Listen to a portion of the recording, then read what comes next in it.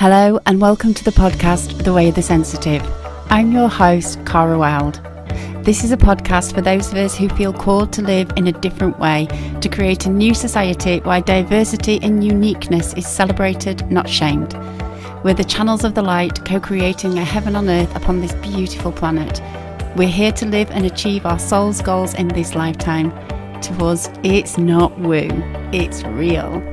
Calling all the magic makers, the mystics, the empaths, the sensitives, the starseeds, the autistic ones, sometimes sidelined, sometimes scapegoated, but we know that we're here to create new pathways in the one mind, because it's not just about traversing alternative dimensions, it's also about landing and being fully alive in this gorgeous world.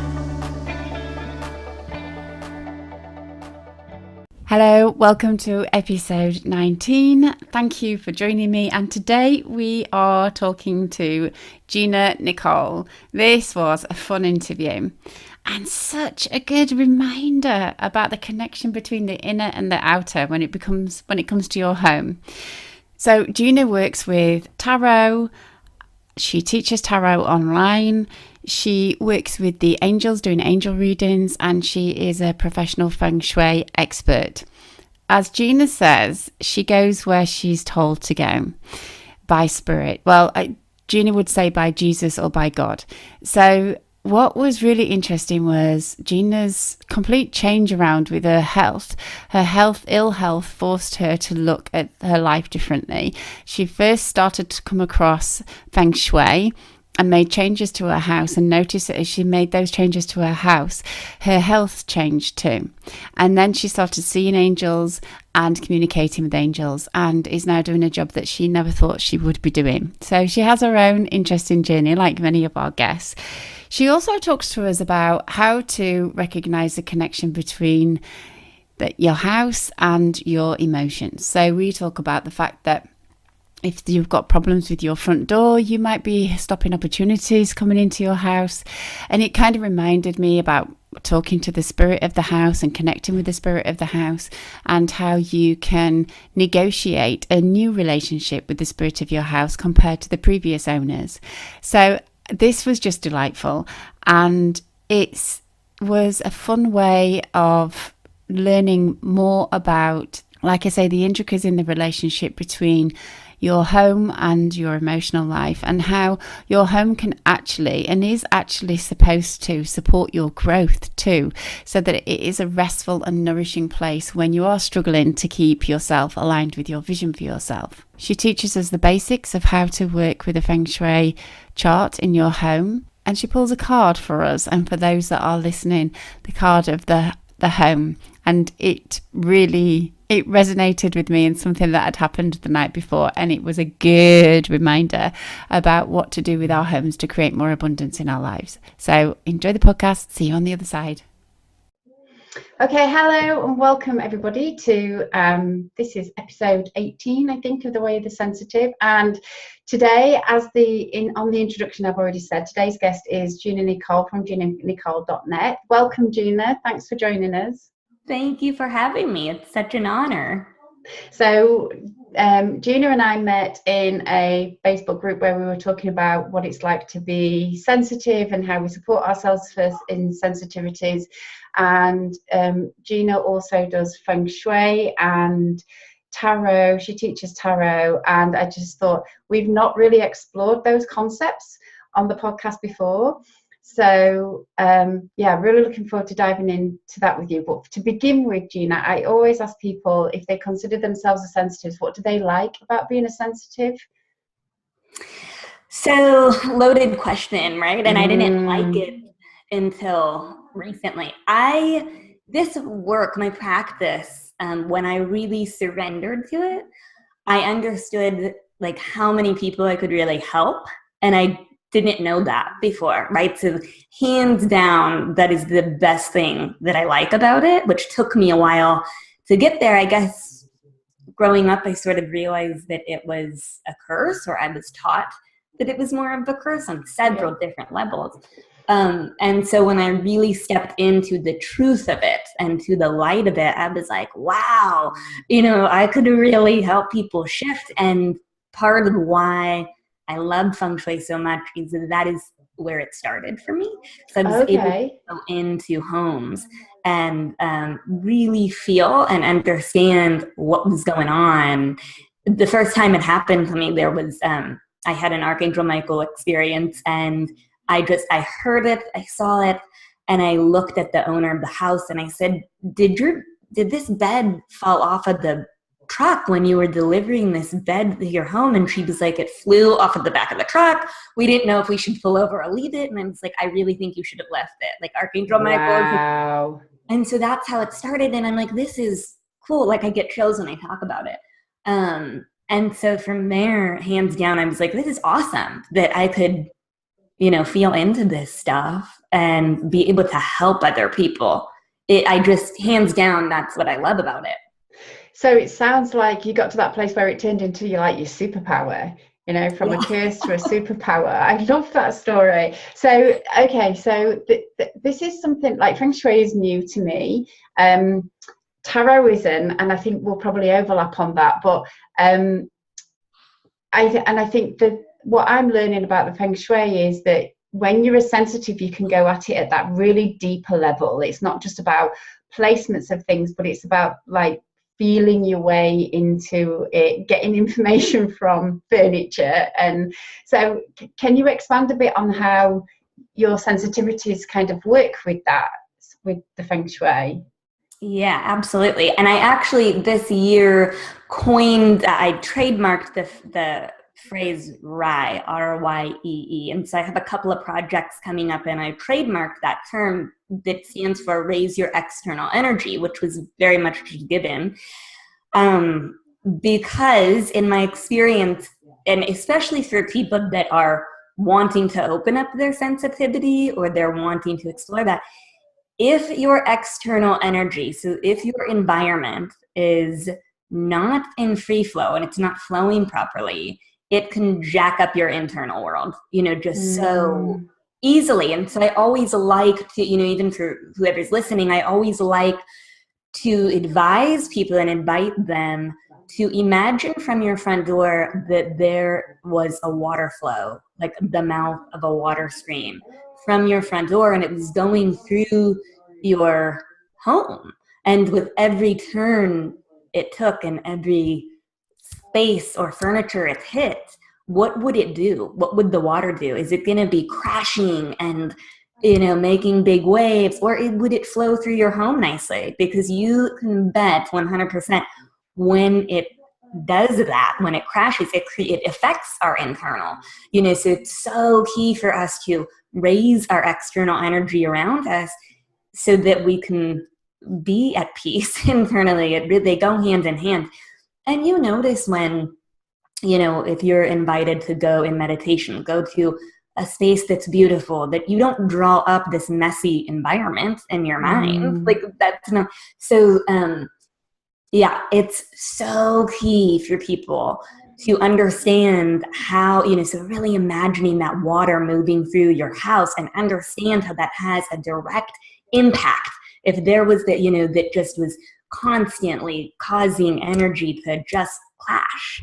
Yeah. It's no fun because that will be reflected in your internal world. Right.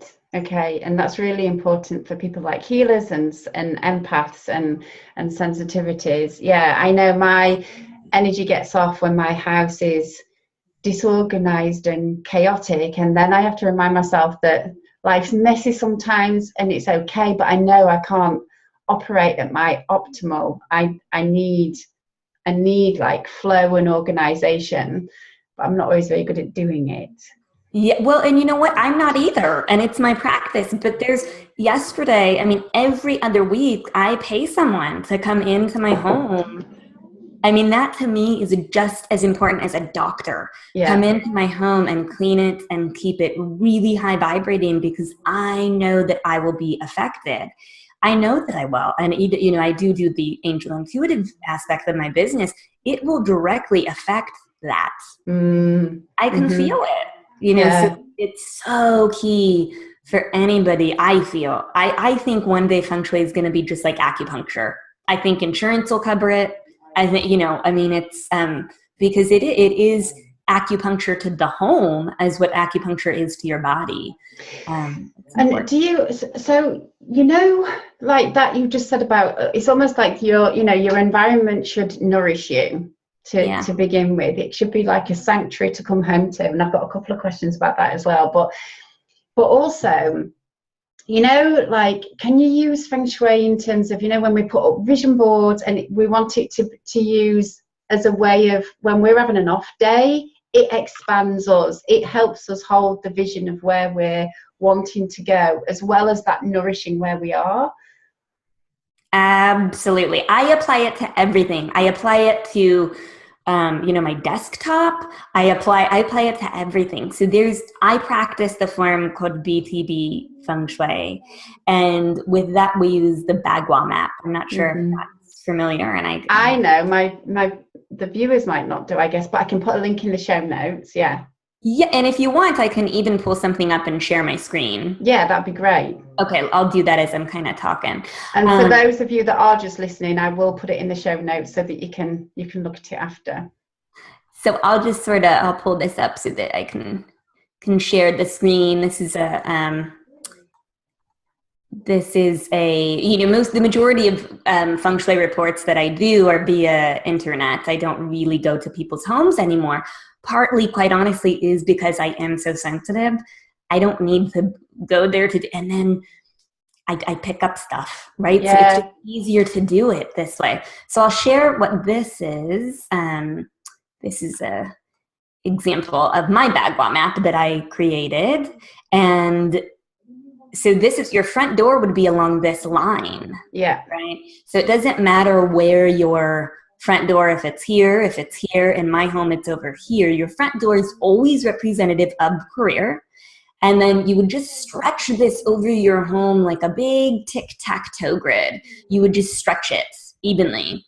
And then we work with the elements, so these three are earth elements. These are wood elements, water, metal, fire.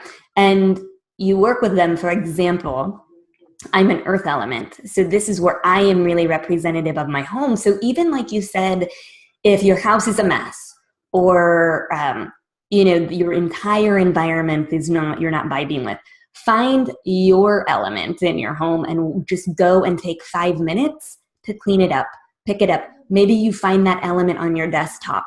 You find that element in one room and you give yourself space to just focus on your square. Right. Okay. That's good. Yeah. I also, I don't know if I can, let's see. Oh, I don't have it. And here I have, this is a Bagua cheat sheet, and I'd be happy to share this with you. This sort of tells you, to whereas this one goes into what is where. Yeah, that's the map. Sheet kind of helps you to understand, okay, yes, pinks, red, skin tone colors, those are good. Fire is supportive here. Please avoid metal and wood here. So I sort of took it to another level for people. So I'd be happy to share these two things with you. Thank you. Yeah.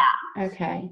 Yeah. So that is a really top tip, that if that makes sense to me, if my house feels like it's driving me crazy, and I haven't got time to do anything, especially we are busy, especially us, working mothers and all that kind of thing, to just do the area of your home that is representative of your own energy. So how do you know what element you are? Is there a way? Yeah. So there's, I can send you that link too. Happy to share that. I use 9-star Chi astrology, and it's just by your birthday. So you use a very simple calculator. I'll share the calculator that I like most. I actually love, there's an app, and to me, it's really, really worth it. The app is called 9-star Key. Okay, yeah, 9-star Key.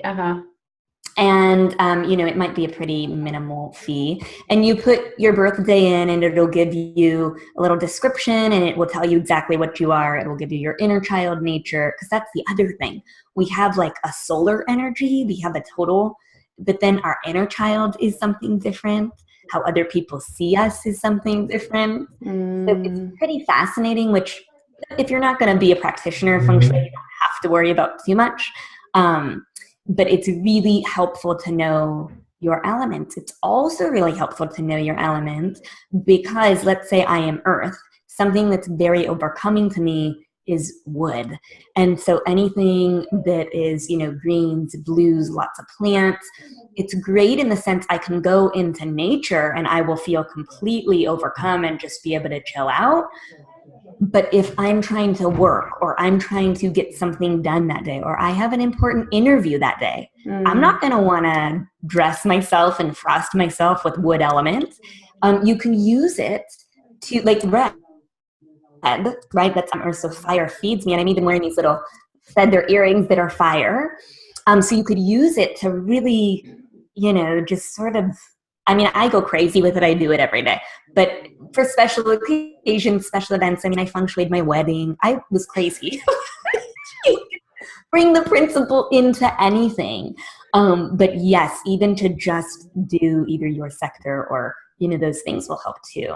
So just bring it into your outfits, bring it into, and even if you don't have time to do a whole space, it helps just to even clean out your makeup bag or, just do something little that you can that will help you feel better. Yeah. And then that always feels more manageable, doesn't it? Instead of like, I noticed last night, I took time to really clean the kitchen after tea and all these other things and kind of prep for the next day. And just waking up, knowing that I was going down to organisation in the kitchen made it easier for, just getting out. And then the self-talk changes about what else is, how easy the next thing is going to be. Sometimes you just have to start. And not that I suggest for 1 minute that any of us take, I don't know, sometimes there's this, not this pressure, but just, it's all right to have a messy kitchen. You're not a bad person because you've got a messy kitchen, but it just, I think getting somebody in is the answer. Definitely. Absolutely. Yeah. I really do. And that's, for me, it's a top priority. Like, I don't care if I can't afford groceries, I'll get that. Not really, but I know what you mean. Made that a priority. My teacher on that point, Edgar Sung, he's a love.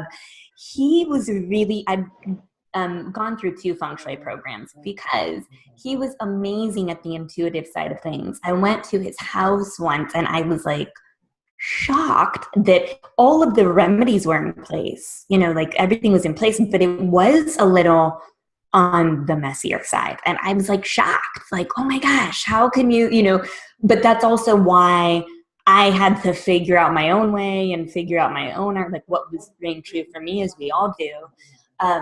But you're right, life does happen and you don't have to be crazy about it, but it's like everything, it's all relative and there's a law of rhythm. So what goes left must come right. So just sort of keep it, just do what you can to keep it here so that you don't go into these extremes. And that, I think people would have just to even make an intent, like give yourself the gift of once a month having somebody come in and help you clean or, go through your house slowly. To get rid of things, get rid of the old. Yeah, and I think that you're right. Any of us that are like energy workers or channels, it's like it's part of your professional upkeep, as it were. And just a lot of us, and we tend to work from home because paid employment doesn't really pay for many healers and channels kind of things, does it? So we do. Yeah. Right. Yeah. And it's kind of, I feel like, there's 2 things that I'll always do. One is to have somebody come into the house to help me or to go into the office and help me to clean if I'm not doing it myself. And the second is to always get, like, I am too lazy to, do my own body work. Just I'm too lazy. I don't want to do it. So I'll go to someone. So it's like in my mind, those 2 things, like I have never stopped managing that. I will never stop keeping a clear environment in my body and mind, and I will never stop asking for help to keep a clear environment in my home because I have an obligation for the people that come to me and are wanting help. I have an obligation and a duty to them to make sure that I show up in the cleanest, most, proper energetic hygiene that I can. And that includes your environment or, or else the vibration's going to lower and I'm not able to be the best that I could be. Yeah. Yeah. So for sure. Yeah. So I'm imagining then that was your transition from Feng Shui, did that go into angel therapy, or was it the other way around? How did that work for you? I remember when I was doing body work with an angel intuitive, and she just kept telling me, Archangel Michael's at your feet, Archangel Michael's at your feet. And I was like, F this. I am done with you. I can't stand you. I don't see an angel. This doesn't work for me. Like, I hate you. Goodbye. And then 6 months went by. I just focused on Feng Shui and then started to have the experience with the angels and the archangel. How interesting. And so I was like, okay, I need to get over myself and I need to revisit this. So I started working with her again. So my journey sort of started in Feng Shui, and then it went into, the angel intuitive work by default. I mean, so do you think the Feng Shui kind of was an alignment process for working? That's what it sounds like. It was clearing your channel. Yeah. Yes. And I found it because I was sick a long time ago. I had polycystic ovarian syndrome, which is not curable. Wow. And Hashimoto's. Oh, wow. Oh, yeah. I was a mess. I grew up in a family that said, my mom had an NDE, a near-death experience. She went to the other side. My 8th great-grandmother was a witch in Salem. I mean, it's, it's in our DNA here. And I grew up with my family saying, no, that's not safe. You're Catholic. You don't do, no. Everything's suppressed. I was also molested when I was a child, so that was suppressed. And so my body was just screaming. I couldn't be who I was and who I was put here to be for anything. I mean, nobody accepted any part of who I was, so I was sick. And so I found acupuncture first, Feng Shui second. It literally that first time I Feng Shuied my home, I was just, how could this be? And that's another reason I love to be sensitive, is because we get great results with this stuff. For sure. So that's where it really started. And then I was, led into the angelic realm, and that led to Aurasoma. I mean, I don't know what I'm supposed to do. Yeah. As I said, I've just created my first Oracle deck. I mean, I don't know if I'm going to do that. Right? It's like, I'm just here, whatever it is. I just want to serve and do God's work. That's what, if that word's comfortable for you. But yeah, it's like, that's what this is about. So it started, yes, with Feng Shui. Feng Shui did help me to become a more clear channel in the fact that my physical body was really ill. And then as my external energy shifted, then all of a sudden I started seeing angels, and oh my gosh, everything opened up. I'm like, what is happening? That's really fascinating. So you were able to heal from those illnesses too? Yeah, polycystic ovarian syndrome is not something that has a cure, but any doctor that I see or have seen, now, it's like, yeah, you have it, but you don't show any symptoms of it. Okay, yeah. So they're not allowed to say a cure, really. Yeah, it's a syndrome. So there's no, and then with Hashimoto's, I still have some thyroid stuff that comes up, but I always know when it does, something's not right. Like, I need to revisit the nervous system. I need to revisit my environment. I need to revisit, so that's the nervous system is a whole nother thing, but it's also parts of our house are connected to our body. So because this is kind of, I'm being drawn to say this, I'm going to share this, which is also, I really love about how the house speaks. For example, if lights tend to go out around you, or computer stuff tends to happen for you, or things kind of tweak out, that is the equivalent to the home that your nervous system is for your body, like your electrical wiring. Okay. So it's like, hey, stop what I've had days where I've called clients and said, I am going to have to reschedule because I listen, and I'm like, nope, I can't be the best that I could be. I'm not going to do this today. And I go back to nervous system work. So that, or if you're home, if you're seeing you're getting like floods or there's leaks, that's emotion, right? If you're having front door issues, if your door is creaking, that's opportunity, and blocked opportunity, doors opening. So, I could go on forever, but. Oh my God, I love it. I'm clocking my house as I'm listening to you, because I knew that about the water. I thought the lights probably just meant that I was, like, if that happened to me, it was I was frazzled. You know, it's just if I'm shorting out, I can't have a car that's got electrics in it, or else it kind of that they blow really easily. And I've been working on regulating my nervous system for the last year, really. But it takes time, doesn't it? I mean, yeah. It takes years for our, I mean, this is something to master. And the rewiring does take, it transformed after about 6 months of some like really mindfulness work on the nervous system and some, a couple of somatic experiencing sessions. But for that, like long term, like it's finding foods that support the nervous system as well. And, there's healthy fats and all that kind of journey with it's been really fascinating.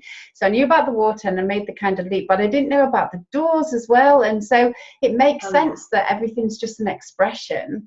Yeah. One big oracle. Life is an oracle. And the house just fascinates me. It's like, my gosh, if you're the windows, it's like, am I not seeing clearly? I mean, I want to write a book one day called House Speak. I wish you would, because I'm so excited. Like that, if that doesn't give me incentive to get somebody to come around and sort the house out and clean and kind of see caretaking of it from that point of view, I don't know what will really. If I change my doors, I could have different opportunities. Yeah. And there's something, and I've heard it before, but there's something about the way that you're describing it that really has a big impact. I think it's your knowing of it that I can feel, rather than I've read stuff in a book before and it's just like, whatever. All right, I'll straighten a few things out. Yeah. And I really do think that is where the magic, I don't like the word magic, but the miracle came in with Feng Shui and angels together. And that was what really prompted my work to do an oracle deck that was like, look, you can sit down with this deck of cards, pull a few cards, and have that be, so like, okay, I choose the fourth card. I'm going to go into my prosperity and abundance. I'm going to water my plants today. I'm going to check out the back. Like, that was my goal, was to say, I want to give people away. One of the cards I love in here is the signs card. And it's like, yes, we get angel signs, but then also, what about the signage to your house? If people can't find you, if that energy can't find you. So that's what I loved about. That's brilliant. But it was all given. Divinely inspired, yeah. It was all divinely inspired. And it's so, like you said too, I caught that when you were saying about, with your foods, with working with your nervous system. Well, but then where is your food? If your food's going into this fridge that's like not clean, and it's in a kitchen, it's a mess, and it's not this like sacred space. What is that? And then you're sensitive, so you're taking in that energy. So it's all just so tied in and fascinating and lovely. So how do you, so from a recovering perfectionist point of view, like, well, I have an all or nothing pattern. If I can't do it all brilliantly, I'm not going to do it at all kind of thing. That can still rear its ugly head. So how do you manage that, like that balance between wanting to give ourselves the best supportive environment, taking into account everything that you've just listed now about things being clean and a sacred space, and not getting into perfectionism and self-criticism if we have got a messy fridge because we've had a really busy week, or we're really struggling emotionally? How do you manage that, or how do you advise your clients to manage that? So the one thing that really helps is what I said earlier about just choosing one spot, being responsible for that one spot. And Feng Shui Feng Shui translates to wind water. So it's how wind moves the energy of the water in our lives. And so considering that, it is about intention. You can tell the wind where to go, right? So there is a big part of that is about intention.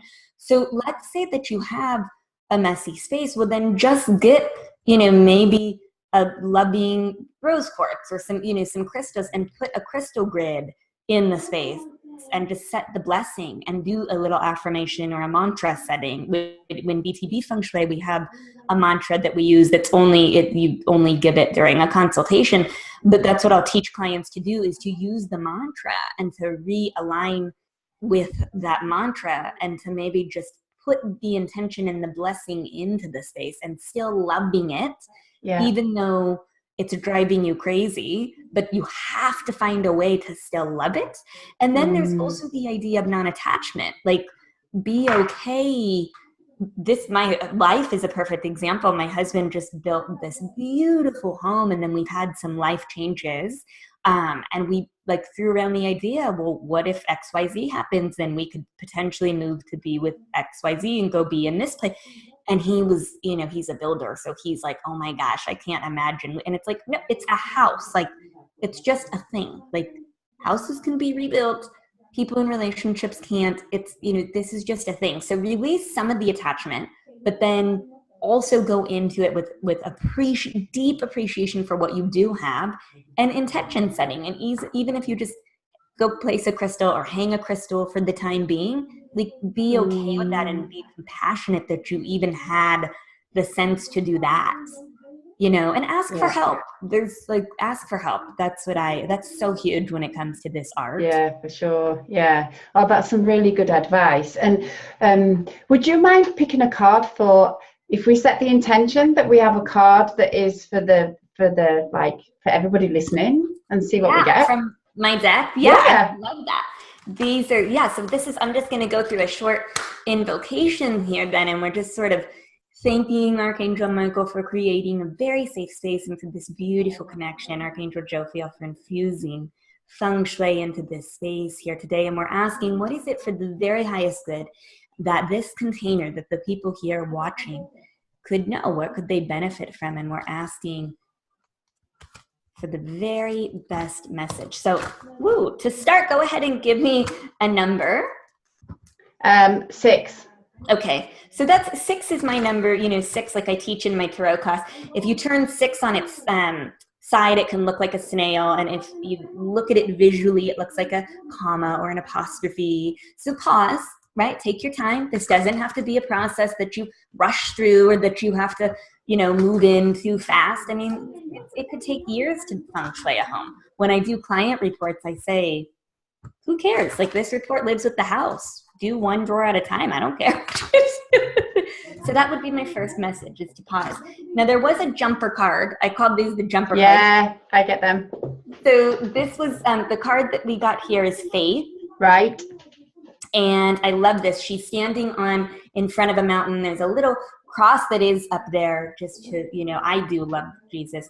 And there's feathers around here, but the faith is finding angels in the heart. That's what I always say that it stands for. And feng shui wise, you have to have faith that your intention is heard, and you have to have faith that this process works. Have intention into the process of feng shui. And then this is a fun one.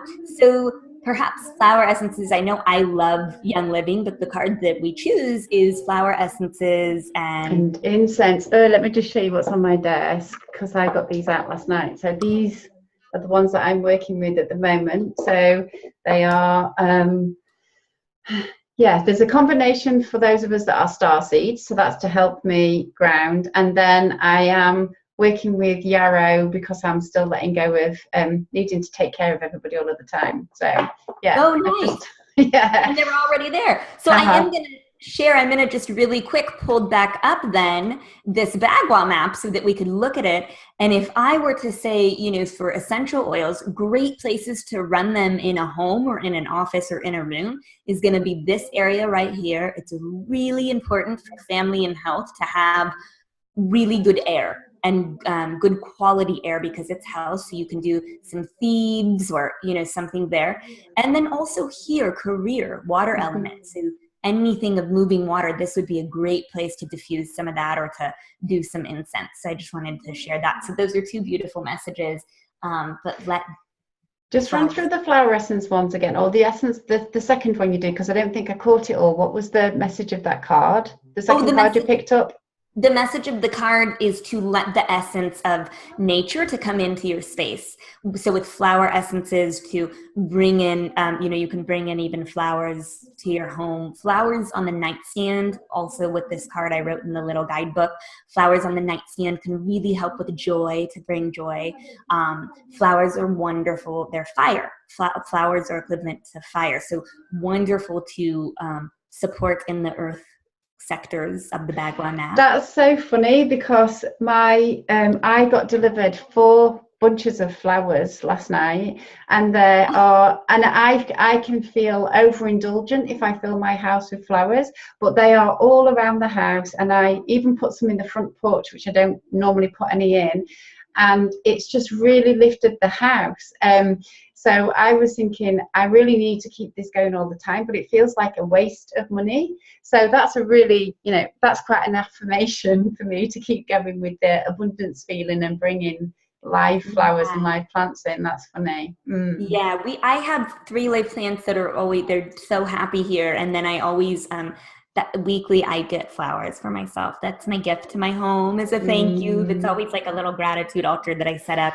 I love this card. And every person on the card decks are light workers in my life. Both of these cards are both women from my heart tribe who are just starting to expand into their own businesses with this work. Right. So I would also think, knowing that these 2 women are showing up in this container, that there's probably some listeners that are also ready to use Feng Shui as I burp. So when I burp, that's really big messaging. So I know, it's so embarrassing, but use Feng Shui to help you to move into your life purpose. It's really helpful to take, okay, right. I love that you use like people that you actually know in your cards. That's really cool. They're all people that I know, or light workers. There's my parents, there's my husband. It just felt I was really called, and it's just beautiful because you can connect with them.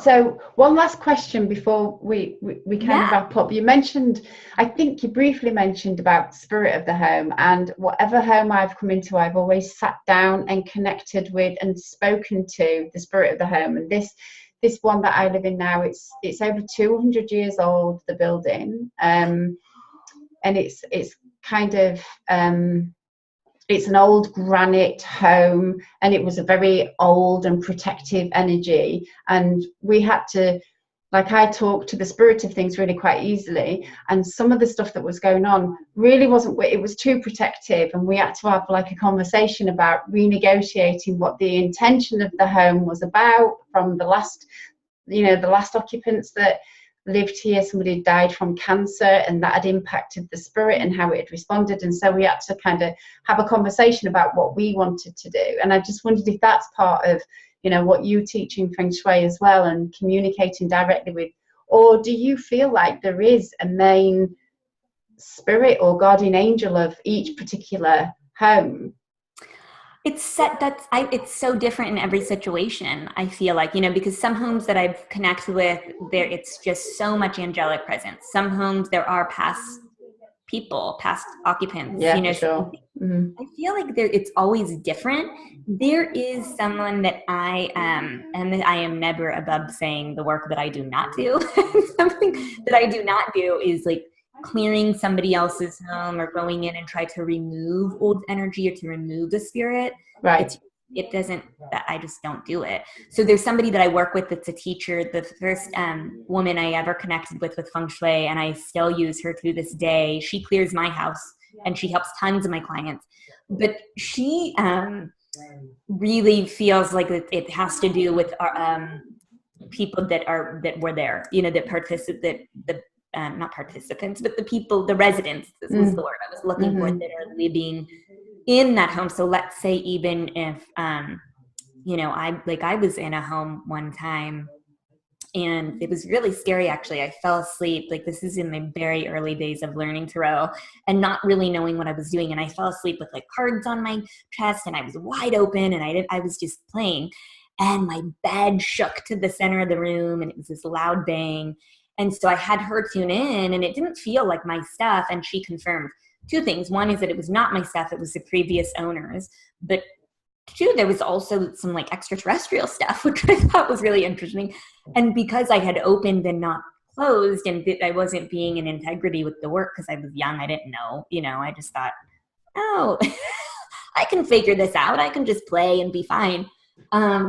It opened up a channel, an avenue for some things to access me that they probably wouldn't have. So that's also why I think Feng Shui is so important, especially for people that are sensitive and doing this work and and they are exploring, because you want to really create an external energy that's so high vibrating so that those things can't, Yes, and until you're in that space where you know that you can command your own space and that only anything that you want to come into your energy can come into your energy, until you've got that energetic boundary through your own intention, I think the more tools that you have to support yourself, like that whole closing down and opening up, I don't necessarily resonate with the need to do that anymore, but I'm really clear about what does get into my channel and what doesn't get into my channel.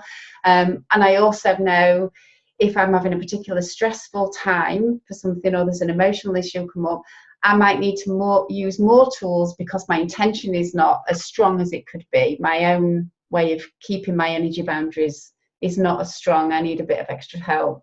Yeah, absolutely. Yeah. And that's, and as that's something that we learn, right? As we go, it's like we really do learn. But if you're just starting or you're just sort of exploring this medicine, it really helps to, that's why I teach it alongside that. It's like I teach Feng Shui alongside Tarot or anything else, because it changed my life. It was a miracle. Yeah, I'm going to say you're walking, you're talking. It's obviously, it's your path. It's obviously here what what you're here to do. So for people who are interested in finding out more about what you do, or tarot, or your Feng Shui teaching, like, where do we find you? Where do you hang out on the internet?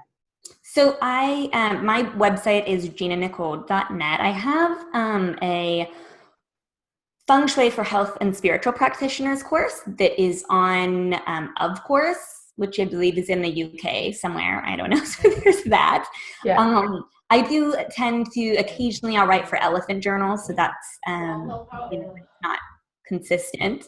And then I do have a Facebook page as well. It's facebook.com/vision with Gina Nicole. And there's an angel sign challenge that I have that's really fun, and that has a private group.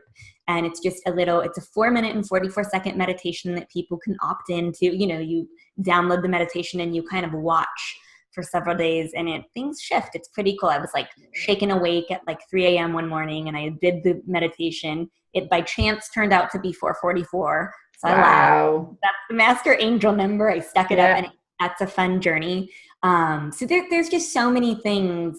I just follow wherever I'm called. So I'm always I bop everywhere. Oh, well, that's great. Well, we'll put those in the show notes then, so that people can come and hang over with you and try that. That sounds like a really fun experiment, the angel. Quite a few people would like that. Yeah. It's wild to see what happens, and it's 4 minutes. You don't have anything to lose. So exactly. Yeah. Easy to do. Well, thanks so much for joining us today. Yeah, it's my pleasure. Thank you for having me. This was so fun. It was fun, and it's really interesting. Yeah. Okay, well, take care. Thanks very much. You too. Thank you. Bye. Bye-bye.